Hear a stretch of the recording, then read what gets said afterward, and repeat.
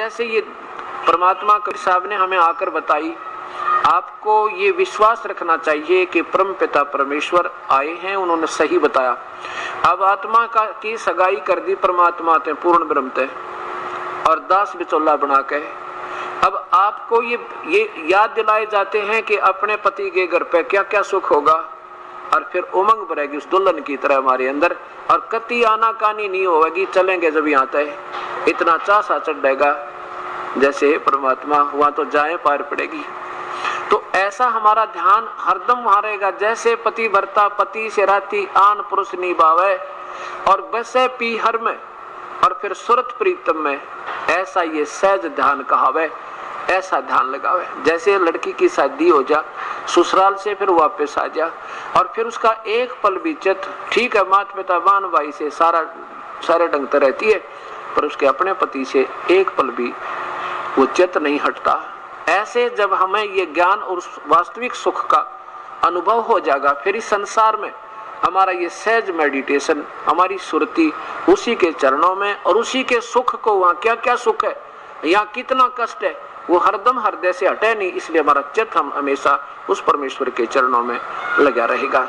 और दूसरा सहज ध्यान का आपको बताते हैं, जैसे आपके ऊपर कोई मानसिक परेशानी आ जाए, कोई संकट आ पड़े और उसका निवारण हो नहीं, आप चाहे कितनी दूर चले जाओ, रिश्तेदारी में आपने अच्छी बढ़िया हलवा और खीर खिलावे, लेकिन आपके हृदय से वो संकट वाला स्थान, वो वहां से चित्त आपका हट नहीं सकता। खाना भी खा रहे हो, उनसे बात भी कर रहे हो, बात खत्म होते ही आपका चित्त उसी संकट स्थान पर, यानी टेंशन जिसे कहते हैं।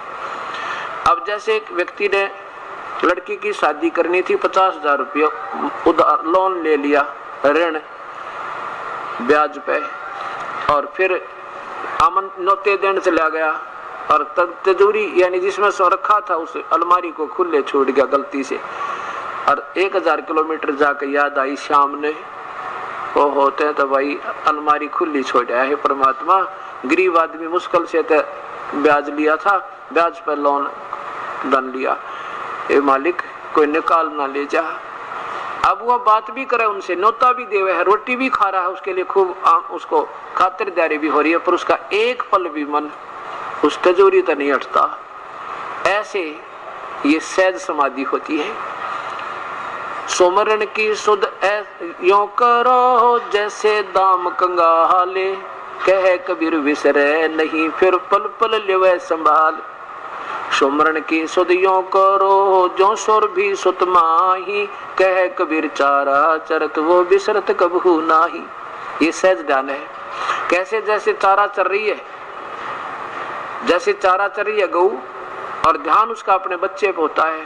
चारा भी चर रही है, और कोई कुत्ता या कोई हिंसक पशु आ जाता, फूफा भी कर जाती है, एक दृष्टि इधर भी रहती है, चारा भी चर रही है। ऐसे सुमरन के अंदर भी हमारा सहज मेडिटेशन, सहज ध्यान सुमरन के ऊपर रहता है। और फिर उस सुमरन से हमें लाभ क्या होगा? यानी जैसे हमने आम बो दिया, आम की सेवा में भी ध्यान है, और उसके प्रतिफल का भी हमें ये सहज ध्यान है कि इसलिए इसको कर रहे हैं। ऐसे जैसे हाड़ी बीज धुन और पंथी से बतरावे, उसमें खंड पड़े नहीं, ऐसे ये ऐसे ध्यान लगावे। जैसे क्योंकि गरीबदास जी एक जमींदार थे, आम व्यक्ति को हर ढंग से समझाने की चेष्टा करते हैं कि जैसे हाली बीज बो रहा है, बीज धुन माने उसमें लो लग रही है उसकी, बीज बीजने में, रास्ते में कोई रास्ते से के साथ साथ बीज बीज रहा है, और कोई अतिथि आ जाता है यात्री, और वो पूछता उससे कि मैंने उस गांव में जाना है, मेरा रास्ता ठीक है या नहीं है। उसको रास्ता भी बता रहा है, उसको संकेत भी दे रहा है तो ठीक जा रहा है। आगे जाके कुआं आएगा, उसे बाईं तरफ मुड़ जाना, आगे फिर उसके सामने आप देखोगे नीम का वृक्ष होगा, उसके लेफ्ट को यानी दाईं तरफ मुड़ जाना, सामने देखोगे एक और तालाब दिखाई देगा, और साथ में बीज भी बीज रहा है। उस बीज के छोड़ने में हल को रोक भी नहीं रहा है, और बीज भी बीज, तो उसका ध्यान जहाँ पर है उससे पल नहीं हटा पा रहा। जैसे हाड़ी बीज धुन और पंथी यानी यात्री से बतलावे, उसमें खंड पड़े नहीं भाई, ऐसे ध्यान लगावे। ये हमारी सहज समाधि है। अब कहने का भाव ये है कि धर्मदास जी को परमात्मा बता रहे हैं कि 5 यज्ञ होती है यहाँ पर। एक यज्ञ धर्म की, दूसरी यज्ञ ध्यान, तीसरी यज्ञ हवन की। जैसे यहाँ पर हवन चाहे तो लकड़ियों में घी डाल के उसमें हवन कर लो, क्योंकि लकड़ी ढेर सारी जलाने में उसमें कार्बन डाइऑक्साइड ज्यादा बनेगी, क्योंकि लकड़ी जलने से तो धुआं प्रदूषण होता है ज्यादा। बेशक वो चंदन की भी क्यों ना हो, उनकी महक से कोई लाभ नहीं, वो तो महक चंदन वैसे भी दे रहा है, ना फूकेंगे तो भी महक आती है। लेकिन हमारा जो लाभ होगा, हमें घी के प्रज्वलित होने से जो वातावरण और इस यज्ञ से हमारा जो बेनिफिट कहाँ जाएगा, इसका बहुत लंबा प्रोसीजर है, इसका बहुत साइंटिफिक इफेक्ट है। हम यहाँ पर हवन करते हैं, इस हवन का प्रतिफल देव लोगों को ऊपर जाता है और उसके बेनिफिट में हमें कुछ आंशिक उससे यहाँ का बेनिफिट, यानी जैसे वर्षा कर देना या कोई और राहत मिलना, साथ में प्रदूषण, जैसे हम श्वास को से शुद्ध हवा लेते हैं और बुरी करके बाहर छोड़ देते हैं, इसका भी हमने ये इसका बेनिफिट यानी इससे इसका कर्ज उतरता है। अब ये हवन यज्ञ है। हम क्या करते हैं, एक रुई की एक मोटी बहुत बात बना के बाती और उसमें भर के अच्छा घी और सुबह शाम जला देते हैं। और मंत्र क्या होते हैं, मंत्र जैसे अपने परमात्मा की वाणी, पूर्ण ब्रह्म की, ये वेदों जैसे मंत्र हैं, वेदों से ज्यादा अच्छे मंत्र। एक तो मुख्यमंत्री का आदेश हो और एक प्रधानमंत्री के मुख से निकले वचन हो, तो वेदों से ज्यादा सुपीरियर शक्तिशाली वचन है, यानी मंत्र है कबीर परमेश्वर की वाणी। और फिर उसके बाद उनके सेकंड नंबर पे उन्हीं के दर्शन के उपरांत ये 5-6 महापुरुषों की वाणी, जैसे आदरणीय गरीबदास जी की, आदरणीय धर्मदास जी की, आदरणीय श्री गुरु नानक देव जी की, आदरणीय दादू जी की वाणी। लेकिन इनसे भी सुपीरियर वाणी उस कबीर परमेश्वर की है। उसके जो मंत्र हम पढ़ रहे हैं उनसे, वेदों से भी उत्तम लाभ हमें होता है। जो सुबह शाम के नित्यनेम और आरती, संध्या आरती और दोपहर की रमैनी जो हम करते हैं, ये हमारा एक हवन और साथ में ज्ञान यज्ञ भी है। अब ये और 5वीं यज्ञ है ज्ञान की। एक यज्ञ है धर्म की, दूसरी यज्ञ ध्यान, तीसरी यज्ञ हवन की, चौथी यज्ञ प्रणाम, दंडवत प्रणाम। ये भी एक यज्ञ का काम करे। दंडवत प्रणाम करना आम बात नहीं है, ये तो वो पुण्यात्मा करेगी जिसमें भक्ति का अंश बकाया है।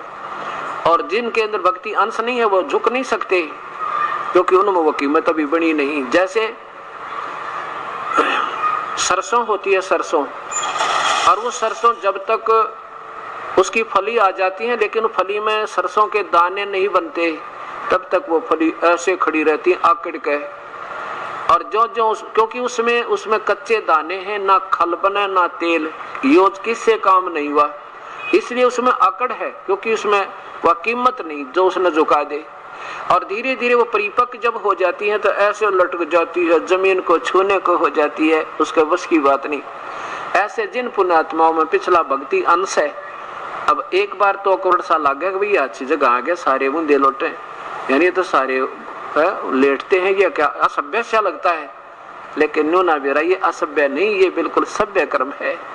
असभ्य तो जब होगा जब गधे बन जाएंगे, सारी उम्र दंडवत करना, पेट का बल चलना, 2.5 का बोरा, 1 मिनट की फुर्सत ना चौकर दे जुलूस निकले। तो ये हम अपने भगवान के चरणों में चाहे कुछ भी हो हमारा, जैसी बात रंग मार जाए किसी ने, कितना अंडी पा के रहो, मक्खी मुंह में बढ़े और निकले, बता के अभिमान इस माटी का। इस मिट्टी को मिट्टी समझ के हम भगवान के चरणों में लगाए रखेंगे तो ये राजी होगा, ये प्रसन्न होगा। आदि इन्हीं के पास है ये पूर्ण ब्रह्म दयाल, और मान बढ़ाई मारियो बेअद विसर काल। इस प्रकार हम 5 यज्ञ करते हैं। और बहुत से भक्त आत्मा ने हो गया, हम तो एक हवन यज्ञ करते हैं, बस हवन यज्ञ करते हैं और उसी से बेड़ा पार हो जाएगा। मंत्र पढ़ते हैं वेदों के, बस दैट्स ऑल। और गायत्री का जाप करते हैं, ओम भूर्भुवः स्वः तत्सवितुर्वरेण्यम। भाई देखो ठीक है, ये गायत्री जो है 4 वेदों में से 2-2 शब्द निकाल रखे, चारों वेदों में थे, कहीं की ईंट कहीं का रोड़ा, और ऐसे बना के चलो। इसकी स्तुति से क्या लाभ होगा, केवल स्तुति, जैसे हम बिजली के गुण गावें, तो क्योंकि उसमें इस गायत्री मंत्र में क्या है, परमात्मा तू बड़ा तेजो में है, तू सर्वशक्तिमान है, तू ऐसा कर देता है, तू ऐसा कर देता, ये तो गुण है भगवान में। ये तो है चाहे रोज गा लो और ना गाओ, जैसे बिजली के गुण गावे, इसका संस्कृत में बना ले, चाहे कोई हिंदी में या कोई इंग्लिश में या कोई पंजाबी में, किसी भाषा में उसके महिमा का गुणगान बना ले, कोई गीत राग बना ले, कोई दिक्कत नहीं। उसको गाता रहे, बड़ा रोज गाता रहे, और उससे लाभ जो होना है वो तरीका ढूंढे नहीं। जैसे कनेक्शन लेना चाहिए बिजली का, तो बिजली का कनेक्शन लेने के उपरांत ये लाभ देगी जो गुण रोज गाया करते थे, जिसकी महिमा प्रतिदिन सुना करते थे। कनेक्शन लेने के बाद फिर आपने कहने की जरूरत ना पड़े, गुण गा चाहे मत का, उन गुणों का आनंद ले जिसकी रोज व्याख्या होती थी, ऐसे होता है।